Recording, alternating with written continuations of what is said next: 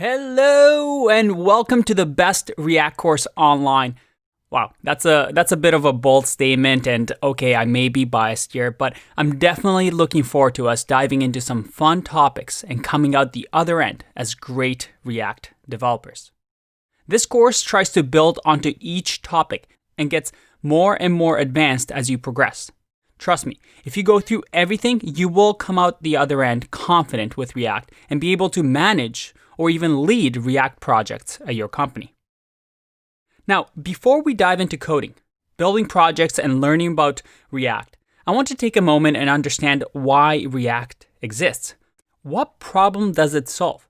Why it makes front-end development easier? And also, what principles we need to understand to be more than the average React developer.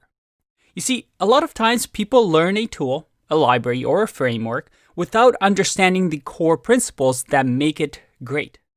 By learning these things first, we'll have a foundation as we move through the course and understand what the best practices are.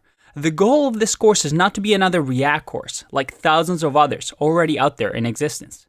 The goal is to make you a React developer that can think on your own, make good architectural decisions, and lead projects instead of only following tutorials. Therefore, in this section, let's dive into the important principles that will help us get through this course. If you are new to React, some of these principles may be hard to understand at first. Rest assured that we will keep revisiting them throughout the course as we learn. For those that have already worked with React, you may learn a thing or two, so hang in there.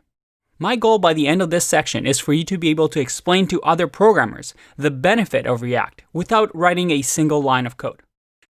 I do recommend that this section is something you come back to after you've watched through the entire course. All right, enough talk. Let's get started.